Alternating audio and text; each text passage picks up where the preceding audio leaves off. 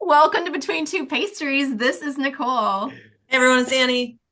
So we have Dezi in the Let's go. hizzo today. Dezi, welcome Yo. back. It has legit been like 5 years, Too Mhm. probably long. since the beginning of time, of B2P time, actually. So it's great to Yeah. have you back. We are having Dezi back for some really good topics today that I just finally had to press record because I'm like, okay, everybody's like getting super, super, Yeah. upset and outraged. And it's like, we have to save all of this amazingness for this pod.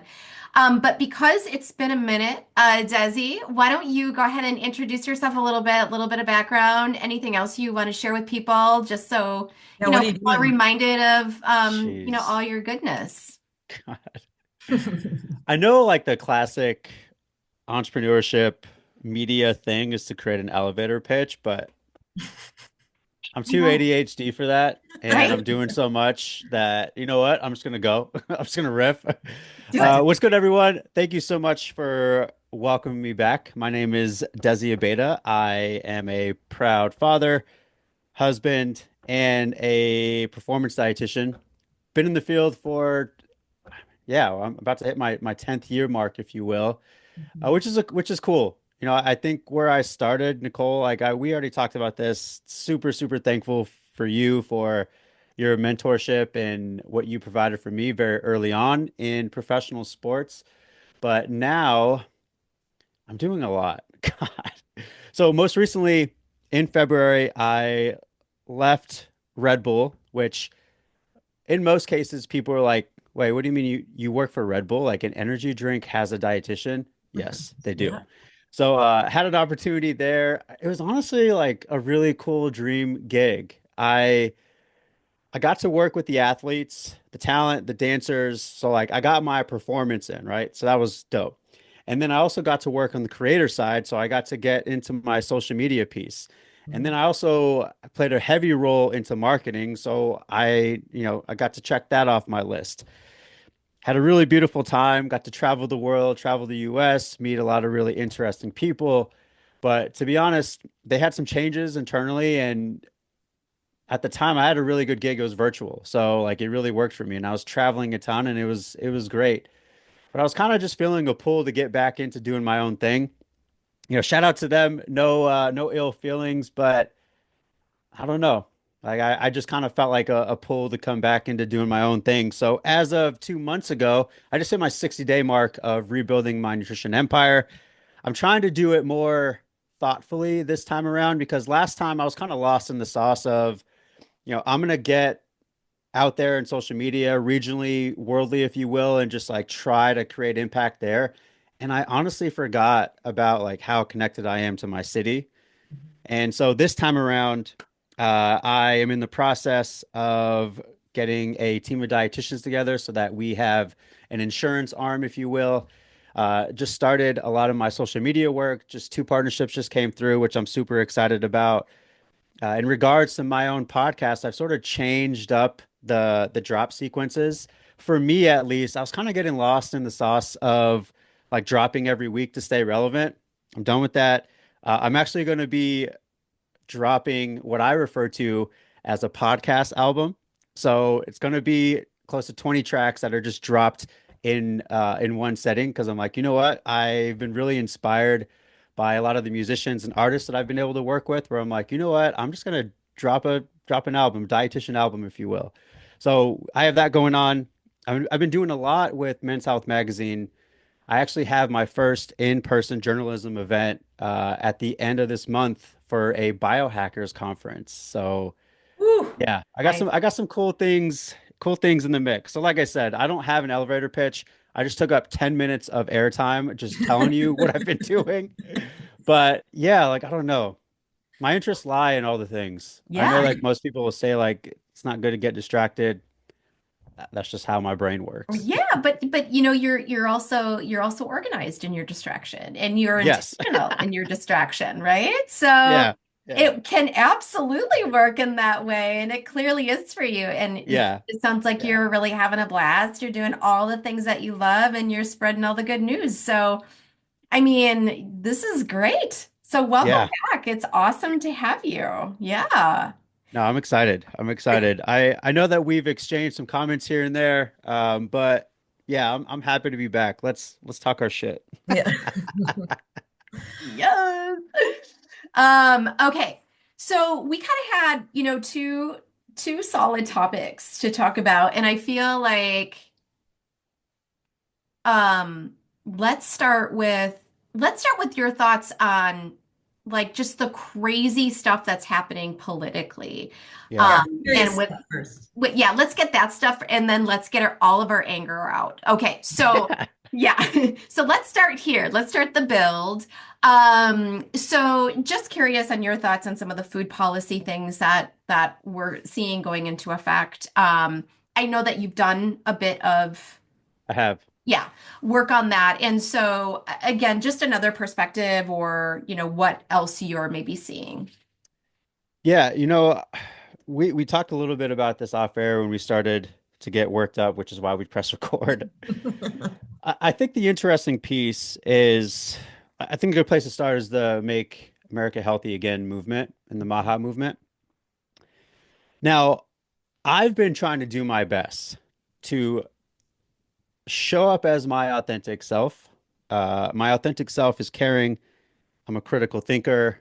Um, I have a ton of empathy.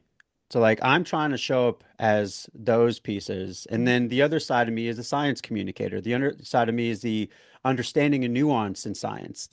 Is if I don't know something, I know people who are more intelligent and know more than me. So I'm going to listen to those types of people while also doing my own research, right? That whole term of I do my research is a big spectrum for today. You have experts doing research, and then you have the people that Think they're experts? think they're experts that go to Facebook University that have done their research, right? There's a spectrum, right? And wherever you land, like that's okay. But I also think people have lost, they've completely are off their rockers thinking that they can stay in certain lanes that they don't belong. I think a classic example of this is I jumped on a trend, and this is probably the one that you guys are talking about when we first started talking. Annie, I know that you and I had a couple convos there. I Yeah. jumped on a trend where I just posted an article about a lot of the cuts that are happening that are going to impact food security in a lot of different areas, right? A ton of professionals and dietitians are like, "Hey, this is fucked up. I cannot believe this." And in my brain, the reason why I posted is because, like, one, I'm fun loving, so I like to make fun. It's my love language. It's not the favorite thing that my family says about me, but like, it's just like I like to tease.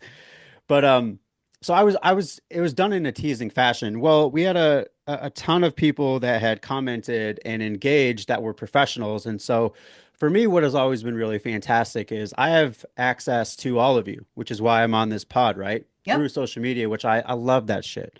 So I was like, you know what?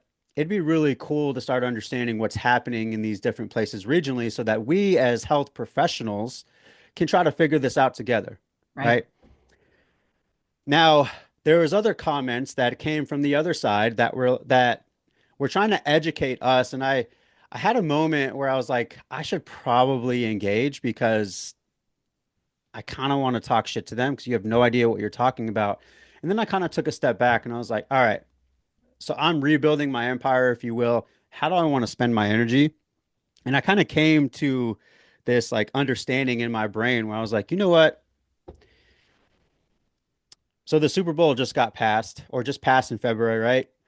There's a reason why I will never go to a random person's Super Bowl party because that's my holiday, that's my time. I only want to spend it with people that I can talk football with, right? And then on the other side, I'm probably not going to have a conversation about someone's top five rapper if they only listen to country. Like we're not the same. We can't have the same conversation. So in my head, I was like, you know what? None of these people are experts in what we do. So I'm not even going to give them a time or day. And I said that in the comments too. I was like, don't engage with these people. Like one person, I mean, shout out to the plumbers out there. Like they're the all-stars, but like he hired plumbers. Another person was a food enthusiast. Another person, I try to do my 2025 research. Another person employed, unemployed. So I'm like, okay, we're not the same, and I'm not going to engage with you. But I think the really interesting piece right now with the Make America Healthy Again movement, is that naturally, like, of course, we want our kids and these next generations to be healthy. Of course, of course. There's a lot of nuance when it comes to that, though, right? So, what we can't be doing is getting rid of research, getting rid of people in charge that are doing the research, getting rid of whole departments that are responsible for the science of research around actually making America healthy again. So, it's just a long, drawn out answer to the Make America Healthy movement, and the leadership that are leading it and leading that narrative are actually not doing the things that we need to in order to make ourselves healthy again.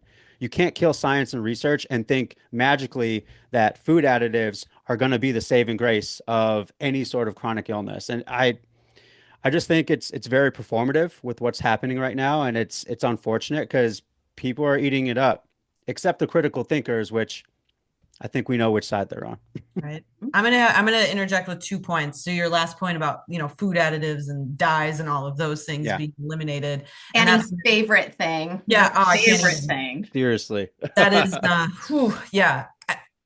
The same people who want that, who push this whole natural, organic, whatever, are in the same bubble, also use gallons of pesticide on their lawn every day and then let their kids play on it. They Yeah. also, do you know what I mean? They're also eating synthetic proteins and and all of the things that aren't natural, but yet in their brain somehow it's natural.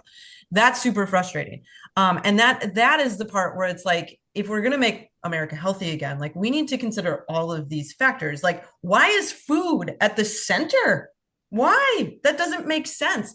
And really it's because, well, food is the reason for obesity, which again, not necessarily the reason for that. Have we thought about psychotropic medications and the mental health crisis that we're in causing perhaps some appetite and Hmm. weight changes? Yeah. Have we considered stress? Have we considered, like there's a whole Walkable cities. Have we considered food deserts? Have we considered correct. redlining? Have we considered racism and Right. the social determinants of health? Like I too get really, really Oh, frustrated because mhm. I wish it was that easy. Believe me, if food additives and Right.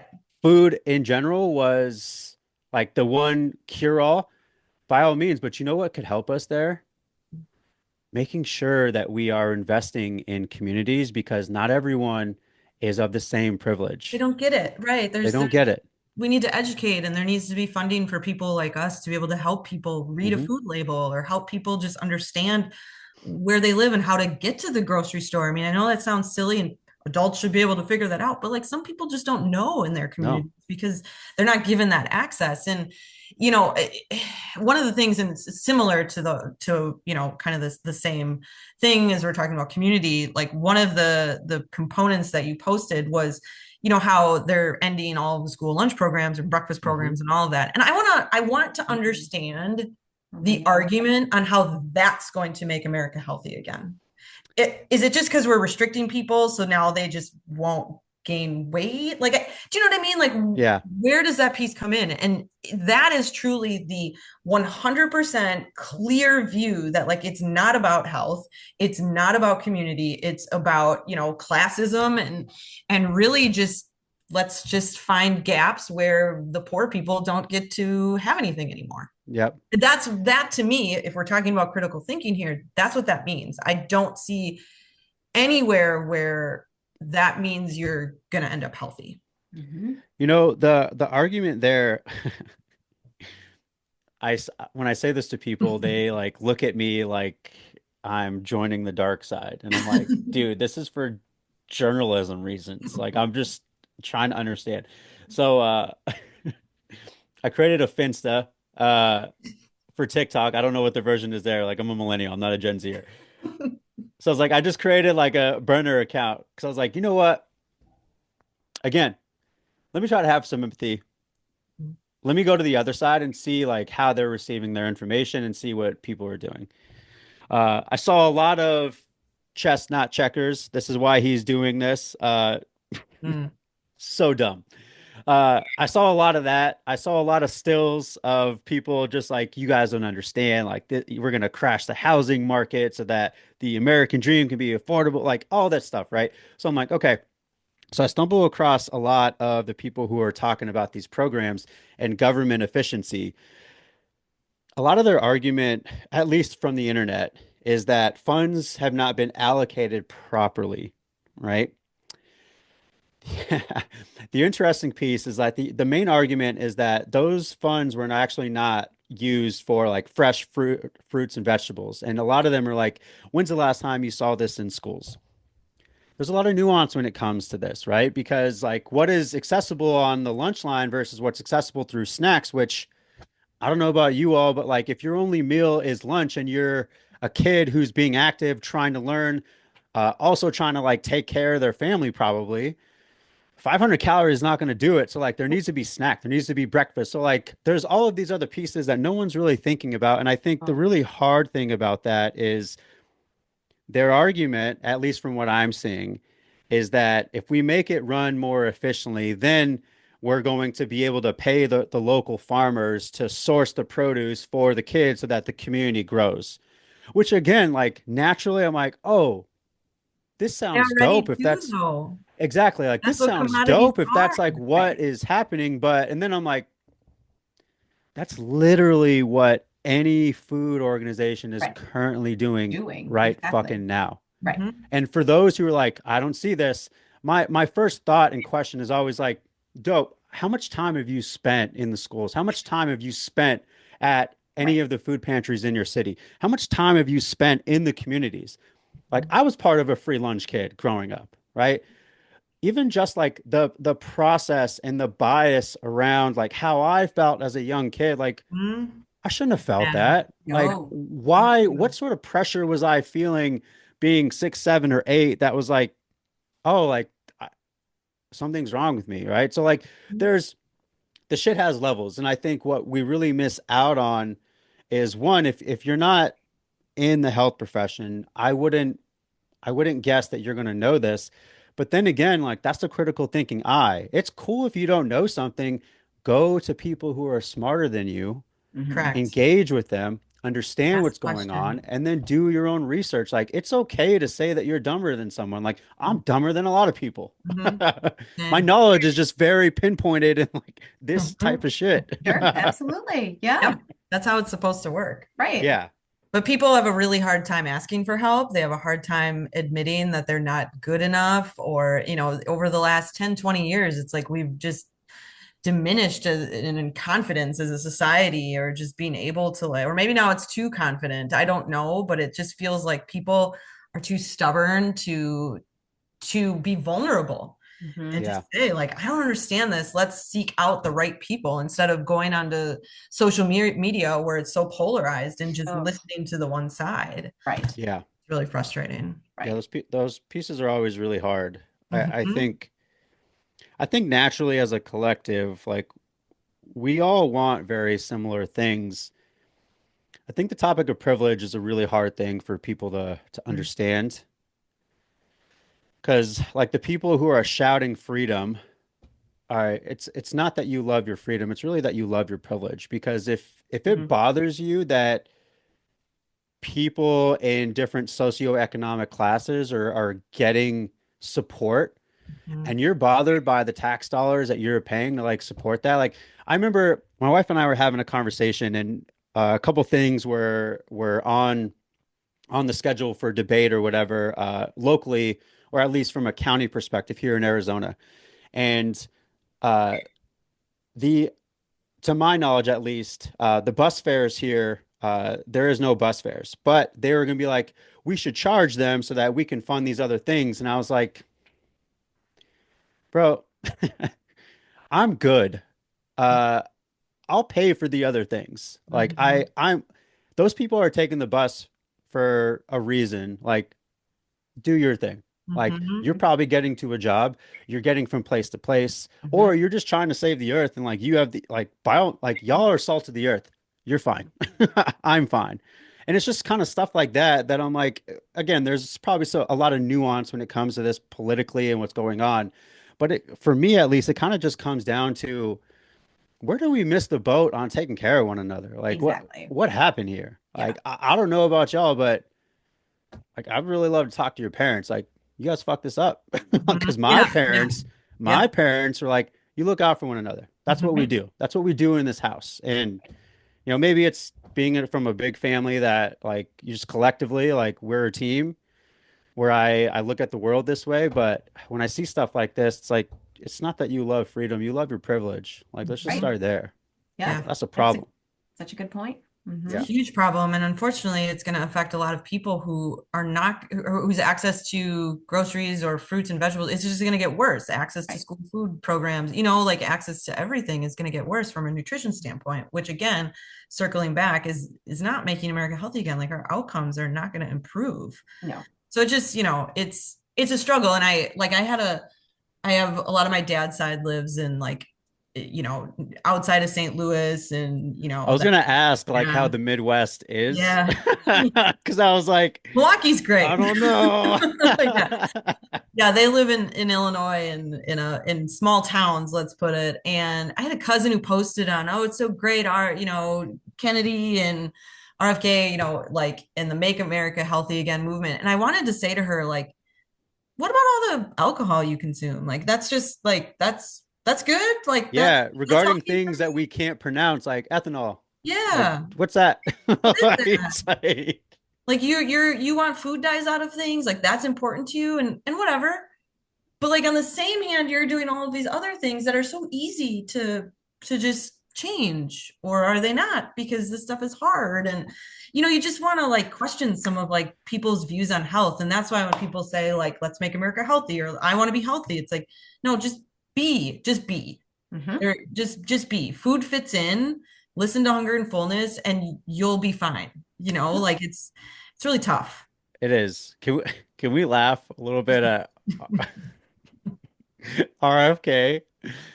The Yeah, dude needs a fucking PR person, yeah. right? When he went on his like, I don't even know, like 10-minute stint on autism, Oh, I know what uh, you mean. the internet had a field day Mhm. of people with autism that are like, uh, hi, I Right. do all these things. Yeah. Yeah. And Yeah. then other parents that are like, I have a child with autism. Like, I love you more than there's nothing wrong with you. And it's like No. stuff like that. And I don't know, my It's family and tough. I have started to watch Survivor. Like, that's like our Friday night thing. Um, one of the contestants in there is killing it and likely going to walk away with the mill, person with autism, right? So, like, it's just kind of Yeah. classically stuff to this day where, again, it's like it's okay to trust people smarter and more talented than you. Like RFK, like you need a fucking PR person, dude. You need Mhm. someone to help you with science communications. You have little to no idea what you're talking about. Right. And I don't care if you have a six pack at X age. That doesn't matter to me. But No. the whole clan are like, this is what it looks like. And I'm like, okay, first of all, none of you look like this. Right. Second of all, this is what money and privilege provides for people, Mhm. Correct. right? You think he just Correct. naturally is like, no, dude. Oh, no, Anyway, stuff I going on can't. there, that's for sure. I can't. So it's probably a good segue, just because of time and anger, and rage, that we segue into the whole concept of influencers, because really, based on even what we were talking about before, Yeah. that is now who is like representing this panel, when you Hmm. think about it. I mean, that is what that is. And how messed up that is. So one of the last pods that Annie and I did, I forgot what we were talking about, but we decided to not bring in the influencer thing that I was going to talk about. And Desi, recently you did a really great commentary over a video that you saw in regards to an influencer who was a father, and I don't know what his other background is in general, or why he was even on that stage, or why he looked like he was 400 pounds. He looked like an ox. But it's like there's an You're animal giving on me ox stage that's vibes. speaking. Yes. Is that a Anyway, compliment? yeah. No. So, right. So we'll only because I just really like how you handled it. We'll include that link in our Yeah. pod just so people can sort of see what we're referring to. But the damaging effects, I think, of just influencers who are just they're not thinking, they're not intentional, Yeah. or they are intentional in such a negative way.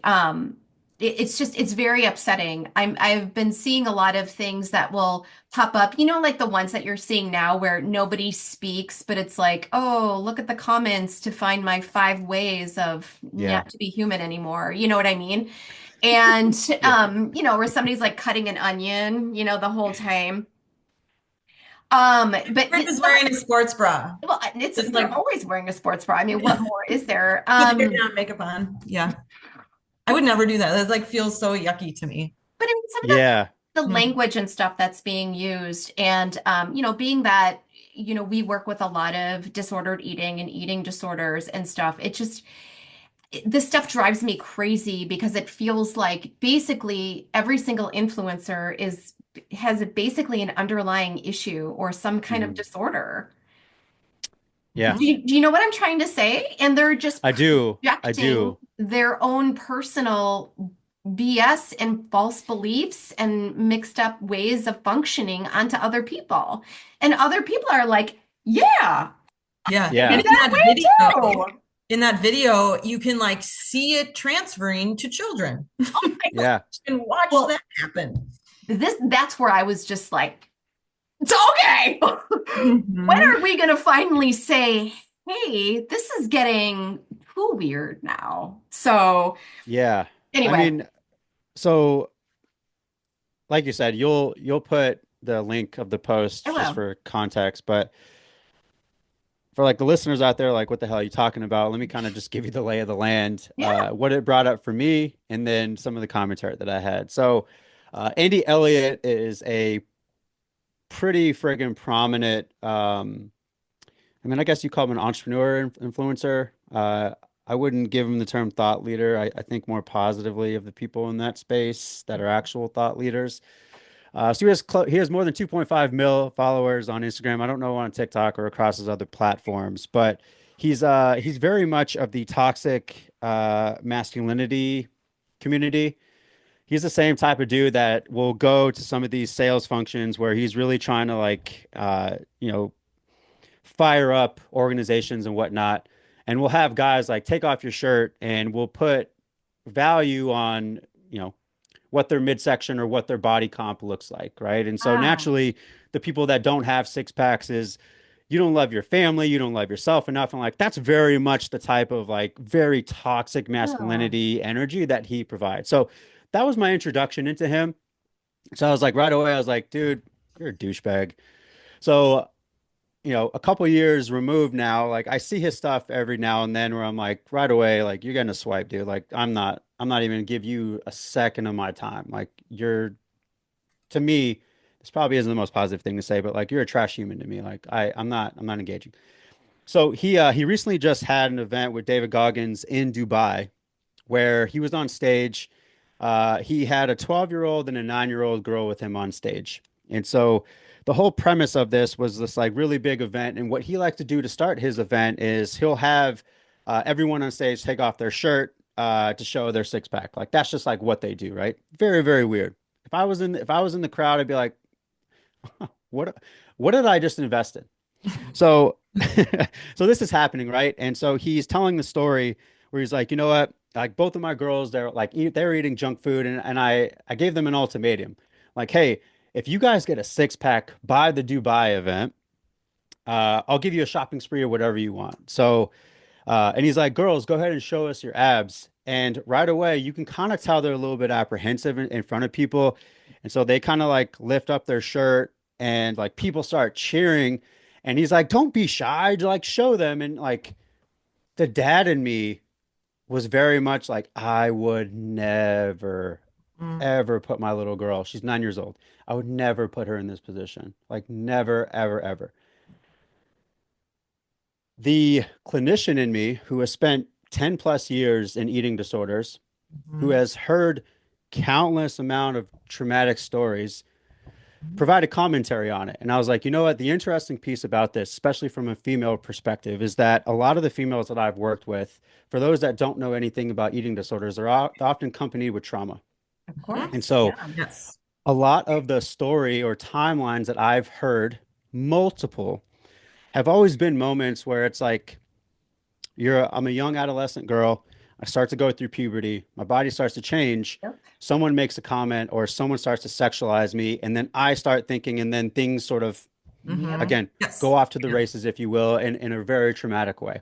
Yep. I remember when I would sit through those, I'd be like one, like why, especially men, and it was mostly men that were Of course. responsible for this. Like, why would you do something like that? Like that's nasty, that's disgusting, that's crossing a boundary, like that's all these things, right? And so I just provided commentary on those things. And I was like, listen, one of my goals since being in the therapeutic industry for as long as I have has always been between my wife and I, 'cause she's a trauma therapist, has always been like, we're going to make sure we keep our sides of the street clean so that we are not the reason why they seek treatment and or therapy. Not to knock therapy, because we want them, they will likely be in therapy as they grow, Sure. because we always talk about how our therapeutic journey and how important it Yep. is to talk to a professional and to keep that safe space, blah, blah, blah, right? But down the line, like where I hope that these girls are going to find some boundary or separation from this toxic space. And it was interesting because on TikTok, like it did extremely well. You had a bunch of people, a lot of dads be like, bro, I would never, like, this is weird behavior. Like, you're absolutely right. And then some people who obviously didn't watch the full thing, because Sure. everyone's attention spans is 3 seconds, which is crazy work. Or like, what's the big deal? Like, they're just like being active. And again, it kind of goes back to what is really hard for me with the Academy of Nutrition and Dietetics is now they want a master's degree for the new RDs coming out of school. Yep. Um, Pay has not increased. Nope. Nope. So pretty much what you're telling me is you want the demographic of dietitians essentially to stay the same Yeah. and the diversity of the people coming in the field to minimize. That's what you're saying to me, right? Because if you can Ah, get the master's degree and the unpaid internship, that's usually more than $10,000. Like, oh, these, like I had to take out massive loans to get through mine, right? To just get through. So the really hard part about all of this is that like our academy is not necessarily protecting our jobs, but like there's no accountability for shit like this. no, and Annie and I have talked about this many times. The ethics requirement, and maybe they need Yes. Bro, to get out of here. Like, Yes. like, That's the here, we whole have a thing. badge that you can post on LinkedIn. Like, Yeah. bro, keep your badge, pay me more. Right. Like, Yeah, and there's a book that has well, it may have been out for a while, but let me quick just find the title. I haven't read it yet, but a friend of mine, a dietitian, has, and she's presenting on it and all of the things. And she was telling me it was by an African American dietitian, talking about, just these things and her experience and how the academy basically, without calling it the academy, it's has basically our schooling is basically teaching disordered eating. Yes. Yes. I'm And glad you picked up on that yeah, possibility. it's called Live Nourished, Make Peace with Food, Banish Body Image, and Reclaim Joy. So pretty cool. And so I plan on reading it, ooh, but yeah, Shayna, yeah, from yeah, Shayna, yeah, yeah. yeah. And I just bought that. Where's did my you? book? Yeah, I know. It's going around. Like we're all like, oh, this is perfect. But like, it's totally true that we are Yeah. taught disordered eating 100%. But the other component to all of this is that like, as a grad adjunct, the students that I have when I'm whatever, and you introduce and you have your first class, it's like, so what got you into the field? And they're at the graduate level, and it's like all fitness wellness. It's all like this misguided idea of what MNT is that Yeah. they still Mhm. haven't, Yeah. they're now the master, like this weird, 5-year program, or I don't know what it is, but like Yeah.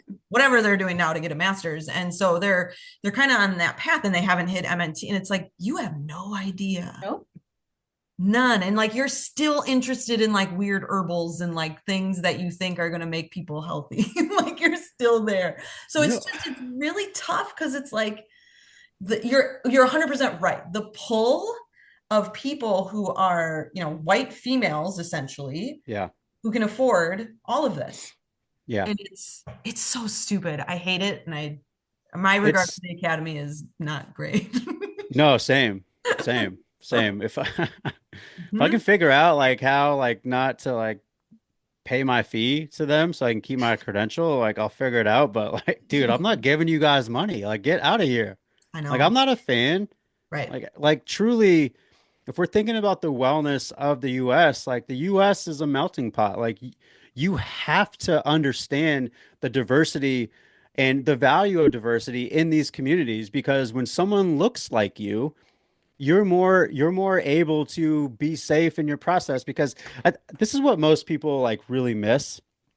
And we can't expect a lot of the wellness influencers out there and a lot of the creators to understand the complexities and the nuance of this. No. But like how we move, what we eat, how we sleep, how we think, like they're all pillars that I constantly talk about. Those things are all very personal and vulnerable to each Yes. person. Yep. They are. Like, we all are active in our own way because of a certain reason. Like Yep. for me, like I started to find a love of running again. Mm-hmm. Like I hadn't run since my horrible marathon experience in in Chicago in 2013, I think. Like I hadn't run since, and then I just found a love of like just being in my head again. Mm-hmm. Like just the true process of not thinking about the end goal, but truly just this is where I am right now. I'm going to concentrate on these things and like there's reasons why we do certain things. And if you don't have someone who is a bit more well versed or advanced or can hold that space for you to help you to bridge that gap, if you will, you our nation is going to stay chronically ill. Like people always want to be talking about obesity and blah blah blah. It's like, listen, I wish it was just the food. Like there's a lot. It's a very nuanced topic. And on top of that, too, like the BMI is really not Mm-hmm. something that we're going to use as an accurate tool. It can be a very low cost tool, sure, Mm-hmm. but it's like one piece of the puzzle. And I think from a creator or influencer standpoint, I don't have anyone else to blame except the academy. Like, what are you guys doing to protect us? Yeah. Like there's little to no accountability. And now that uh essentially Zuckerberg has gone the free speech route, right?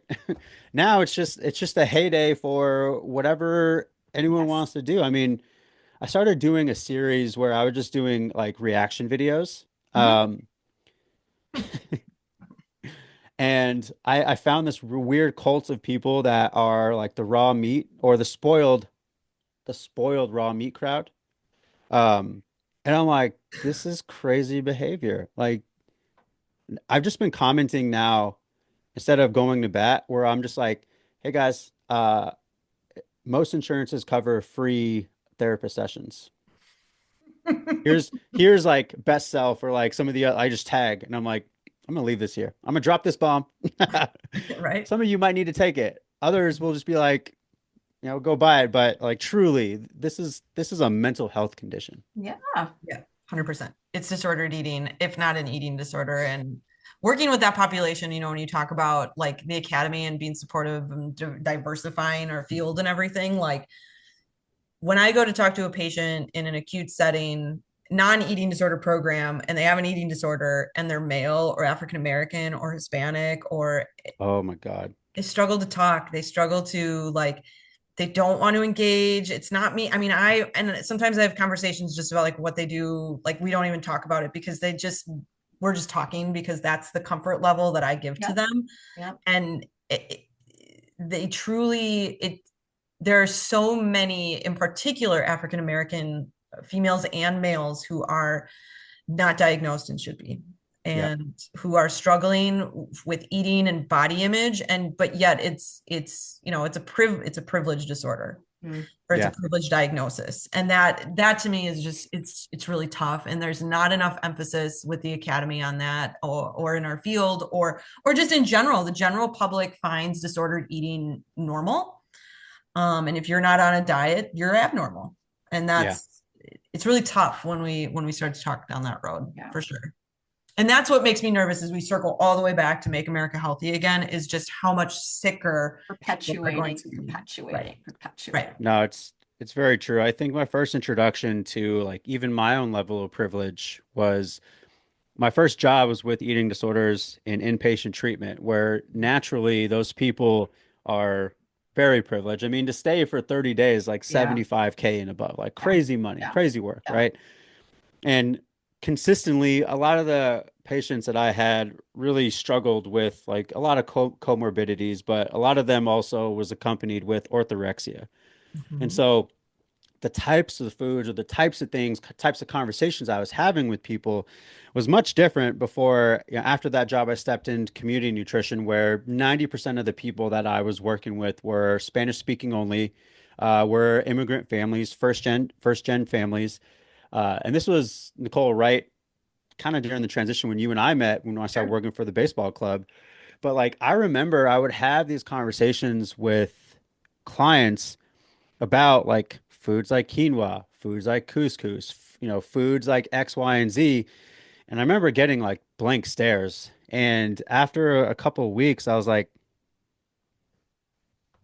1000%, like this could also be education, but that's not the main issue here. It's Mm-hmm. food access. Like they Mhm. don't have access to food. So that prompted me to go to the local food bank and to start essentially a food pantry at the clinic. So if you came and saw the dietitian, you were getting 2 bags of foods. Mm-hmm. I love this food pantry too because I used to go there and hand pick things. Nice. It was a good deal. Awesome. But like they got food access from simply just getting education. So to me, it was like at a very small scale in our Tucson community, it was just an opportunity for me to understand my level of privilege of like I've never had to like truly worry about where the next meal is coming from. And because my shared experience is not worrying about where my next meal is coming from, like it is my responsibility to hold space for, oh, there's different varying levels of privilege here. And as a someone in the health field, a health professional, it absolutely is my duty to help. Like that's what we signed up for. Yep. Right. So I don't know, for the academy, like, dude, save your digital badge, like invest in our communities, like hold people accountable for us. We're over here trying to leverage. This is another reason why I stepped out of like just professional sports and or like corporations. Like you guys, I deserve more pay. Like sorry, like thank Mhm. you, but Yep. no thank you. I'm gonna go make this on my own. Yeah. Yeah, it's crazy to me that the amount of organizations that are like nutrition is so important for us, and it'll come with an offer where it's like, Is it? How important Yeah. is that? Yeah. To be honest, uh-huh. no. Yeah. Uh-huh. They think Yeah. everyone thinks it's so much easier to, have better health outcomes. Just it's just overnight. It's just so easy. But it's like there is a whole pie included, not only food habits, but also exercise habits or just movement habits. Or we talk about trauma and therapy and stress management and sleep management and hydration. Like there is a whole pie of like 2 dozen different things that go into effect when we talk about health and wellness, and it takes years to do a lot of these things. But companies, Years. everyone, just it's just an overnight thing, and that's Yeah. really tough. It is really, really tough. Yeah. Mm-hmm. Well, as we're just kind of wrapping things up, this has been like an incredibly like, whoa, we have covered so much, to be completely honest. This could easily be a 2-hour conversation. Oh I my know. Let's do it. gosh. Good. Let's I do it. Like, know. I listen, I'm know. down for a part two. Like, I Yeah. I love talking with you all. Like, it's been We, a while, yeah. but Part two for sure. Let's do Yeah, it, yeah, we Nicole. could definitely roll something else out. So that sounds really good. Well, thank you again for your time with us today, Desi, and we'll put in all of your contact information and the link to that one video with that one icky person. And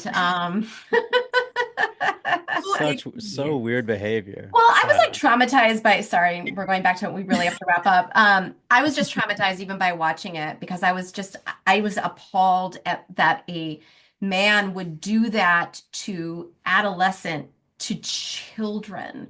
Yeah. And when you could see the discomfort in them, and I in particular saw like the 12-year-old was like lifted and Yeah. she kind of went like this. And I was like, oh, baby, come here, I give you a big hug.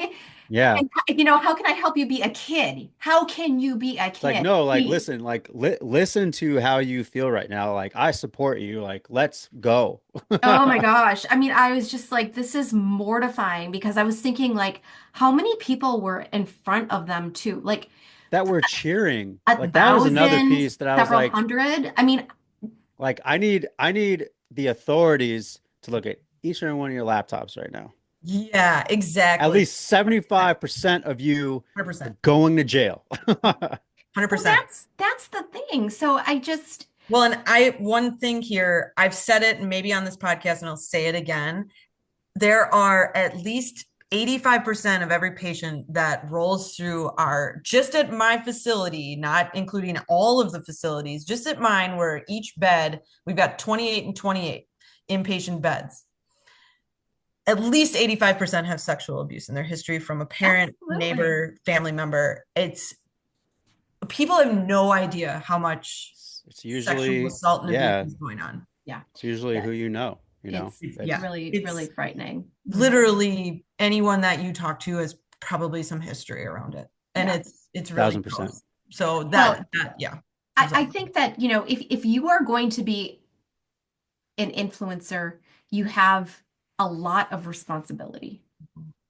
And And the issue exploitation is is that not one of them. influencers and responsibility are not going hand in hand. They're not. No, it's about being an influencer and being manipulative. Mhm. Hmm. Or any other of the things that you can think of. And I think that that alone is what gets me the absolute most because, like we just said, we continuously keep generating the sickness. And I'm not Well, just talking about that particular what about thing, but even growth? what we were talking about earlier. Mhm. Like these kids need to grow. I know they Having need Yeah. to more grow. muscle mass is not helpful. Well, and to your point, Annie, too, like, can we stop picking on children? And Yes. can we let them simply grow up and grow out, grow up and grow out until they finally just grow up? I And mean, have sugar how and it enjoy works. their Yeah, life as a child. Yeah. it's just ugh, Yeah. ugh. Junk food, if you will. Whatever. Yeah. And on that Part two. happy note, thanks so much for listening, No. everybody. All right. Yeah. Bye.